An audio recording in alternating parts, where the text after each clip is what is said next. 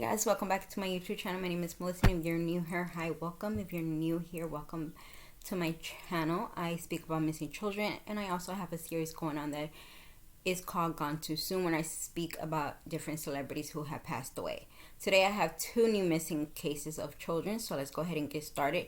Do not forget to subscribe. If you do subscribe to my channel, go ahead and put your name on the description below, and I will give you a shout out on my next video. So today we're going to be talking about Raymond G. Carey Jr., and that's the first case. He was 16 years old when he went missing. His height and weight was 5'6", 130 pounds. Clothing and jewelry: a dark green sweater, a dark green sport shirt, black pants, and gray suede shoes. Caucasian male, brown hair, blue eyes. Random has a scar on his lips. Some agencies spell his last name Cary. So, I'm gonna call him Ray. For sure. Ray was last seen during the evening of October 25th of 1963. He left his home in the 70 block of Daniel Boulevard in Bloomfield, Connecticut at 7:15 p.m. intending to go to a movie, but had a change of plans. He went to a bowling alley instead, then to a Pete Cabas Sigaman sorority dance at the Lortinia Dance Hall in 200 block of Lawrence Street, Hartford, Connecticut. While he was at the dance, Ray told another boy he had a ride home. A witness saw him leaving the dance hall with 3 other teenagers. Boy, he never returned home and has never been heard from again. His parents report him missing the next morning. At the time of his disappearance, Ray was a junior in Bloomfield High School and lived with his parents and sister. He enjoyed sports and played on the basketball and softball team at Bethel Baptist Church. He had no prior history of running away. His case remains unsolved. Bloomfield police are investigating. So if you know anything about this case, if you know the teenagers that you saw, that he left with, please come forward. There's not a lot of information on this case. I don't know if they questioned the teenagers. I'm hoping they did. But other than that, if you know something, please go ahead and say something. I will put the information at the bottom for the number of who you could call, and you could also stay anonymous. The second, we're going to be talking about Jovanna Stacey Crawford. She went missing at 1 year old. Her height and weight is 2'5", 30 pounds. A blue and white jumpsuit. African American female, black hair, brown eyes. Some agency may spell Jovannas. First name is Jovonna,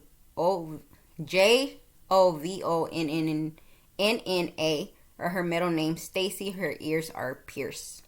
So I'm just gonna call her Stacey because I love that name. But Stacey's mother's then boyfriend Ronald Gray was watching Stacey and her family resident in the P.T. Barnum housing project in an 80 block of Taylor Drive in Bridgeport, Connecticut. And on June 5th of 1981, Stacey's mother told him to bring Stacey to her maternal grandmother, Mary Moslow, who also lived in the housing project.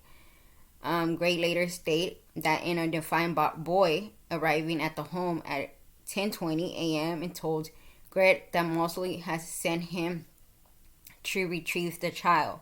He described the boy as 10 years old, 11 years old, African American, with small braids in his hair. He stated that he thought he recognized the boy as a neighborhood child and permitted him to take Stacey. She has never been seen again. Gray was arrested for felony risk of injury to a minor on June 9th, 4 days after Stacey's disappearance, for giving her to the boy. He was convicted and sentenced to 1 year in prison. Stacey's grandparents and great-grandparents occasionally babysat her, but most never sent any person to pick her up the day in 1981. There is no evidence that the boy Gray described even exists. He has never changed his story, however, and maintains he had nothing to do with the young girl's disappearance. Foul play is suspected in Stacey's disappearance. She lived with her mother and brother in 1981. Her case remained unsolved. This one is no. I don't.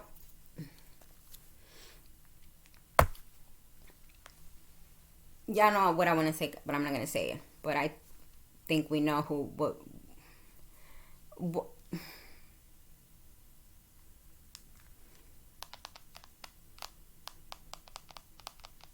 I just don't want to say it, but y'all know what I'm thinking. Y'all should, hopefully, I'm not gonna say anything. I'm not gonna blame somebody. But if you know something, please go ahead. And the thing is, like, with this whole story, I wonder. I'm assuming that people knew each other, like if they lived in that, like if they knew each other, like because you know how in some neighborhoods. And well, I don't know about now, but I'm assuming back then, especially in apartments, you knew everybody, you knew people, like you probably knew kids that play with your friends and stuff like that. I wish I knew how old her brother was, because I would have gave me like a clue of if he had friends, because if he was old enough, he would have been like.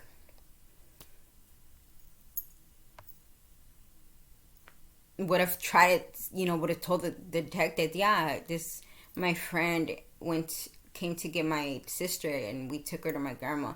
But I'm assuming that he wasn't old enough to do that. And I wonder if they had different dads. I wonder if the boy was his and she wasn't, Stacey wasn't his. I don't know. I wish I knew more, but like I said, I don't buy the story. I think the story is lie. Why would the grandparents watched her? Why out of the blue they were like, you know what, we don't feel like picking her up, or we don't feel like, so we're just gonna pay a little boy to go get her. Unless it was somebody they knew, like it was a cousin. But no, that still does not make any sense to me. I don't believe the story at all. But yeah, I will leave the information at the bottom of this video with both cases. If y'all know something, please go ahead and call the number that I will be leaving in the description below. Don't not forget to subscribe, and if you do subscribe, leave me your name and I will give you a shout out on my next video, guys. I really do appreciate it. Also, before I let y'all go, I'm working on trying to get some merchandise out there. I am a big active on mental health, and I feel like mental health is not talked about a lot, and I feel like it should be talked about a lot. My daughter yesterday, she woke up not wanting to go to school, and she felt like she looked so tired, she looked overwhelmed, and I was like, you know what, just stay home. And I let her stay home. She wasn't sick or anything, she was just tired, and so I let her stay home, and she woke up today. She woke up much better. She felt like she was herself again, and I don't feel bad for not sending her to school. But like I said, mental health is one topic that a lot of people don't talk about, and I think it should be talked about. No matter what, you need to talk about mental health, because I feel like talking about it, and you don't even have to talk to a therapist. You could talk to a friend or somebody that you're so close to know that they will not judge you, because there is people that don't have mental health and they will judge you because they don't know what it feels like. I have mental health. I have depression. I have anxiety. There's days that I just don't want to do anything. There's days that I do not post videos because I just don't feel myself. Like, I feel so overwhelmed, it's just so much in my mind. I have my photography business that I'm trying to grow, trying to get a job so I can move out of this environment that I'm living with, and it's a lot. It's just so much. It's so much, and I want to be the voice of the people that are afraid to talk about mental health. So I kind of want to create merchandise in that. I want to... Butterflies are my favorite things. Like, I love butterflies. So my goal with this merchandise is have butterflies be that thing. And then this is my first one that I came up with yesterday. I'm gonna show y'all. I'm gonna show y'all and tell y'all what it says. So it says, take time to take care of yourself and let God guide you to where you're going. And this is what it looks like. It's a butterfly. I did it in canvas, so I want to put it like on a shirt or anything like that. So yeah, I will let y'all know when like I said, I've been wanting to do this for so long, but I just been holding myself back because I'm afraid. But yeah, I will let y'all know when it's ready to go, and hopefully y'all be able to buy some. And I will be having different things. I'm going to reach out to different companies to see if they want to partner with me. So yeah, guys, I will appreciate it so much. Thank you so much for everything you've done. Thank you for subscribing to my channel. If you have not subscribed yet, go ahead and subscribe. I do appreciate it. You have a great day. Bye.